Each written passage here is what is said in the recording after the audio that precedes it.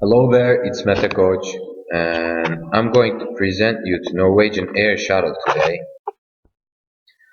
Well, my topics contain the history of NAS, Norwegian Air Shuttle. First, I'm going to talk about a little bit of history of the company, and then I will move to first years of the company as a regional airline, Norwegian Air Shuttle, and then I'm going to talk about the period which started at the 2002 when NAS became a low-cost carrier.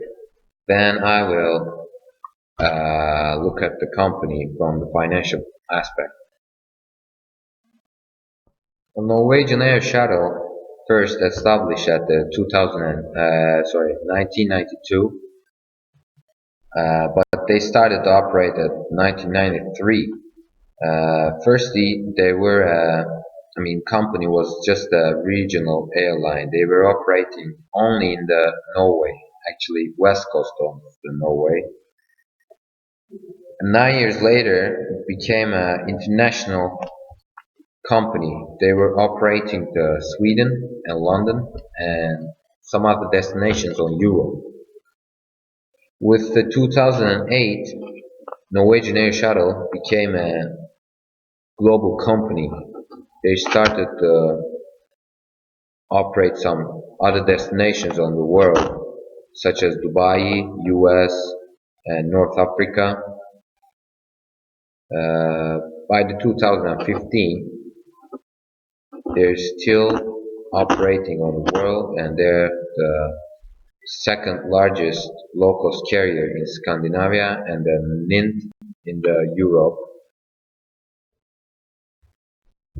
The Norwegian Air Shuttle was established by the Bjørn Kjos. He was born at 1946, Ringerike, Norway. He is also the CEO of the company. He has an aviator background. He worked as the pilot of the Norwegian Royal Air Force. He flew during the Cold War between 1969 and 1975.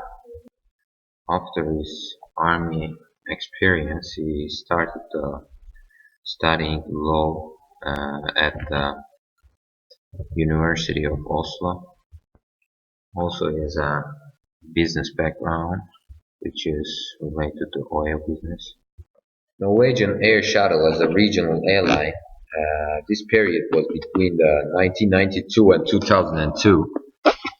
They had a very small fleet, which contains Fokker 50s. At the beginning, they had only two of them, and they were leased. By the end of the first year, they had 86.6 million Norwegian crowns revenue, and 2.9 million was profit. At the end of the 2000 millennium, they had 7 Fokker 50s. They were leased, of course, and by the end of this year, they made 172 million Norwegian crowns revenue, and 13 million of them was profit.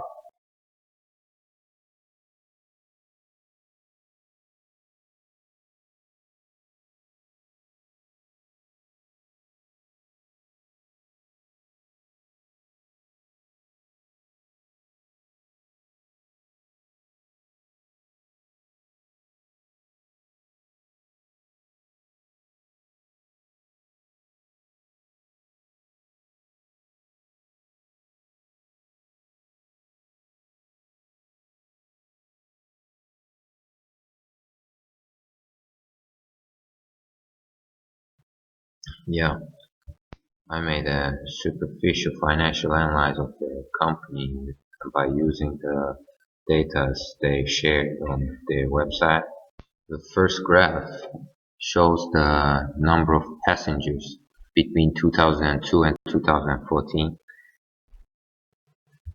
There's a rapid increase in here, just like in any other popular low-cost carriers. By the way, these numbers shows millions. At the beginning, 2002, they had around 1 million passengers, and When we look at the end of the 2014, the number is nearly 20 times bigger than 2002. The number of aircraft is increasing concurrently to the number of passengers.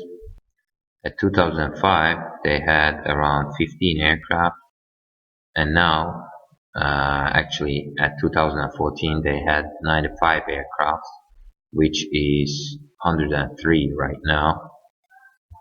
But when we look at the third chart, which reflects the net profit loss between the years, there are some unsteady changes on the graph.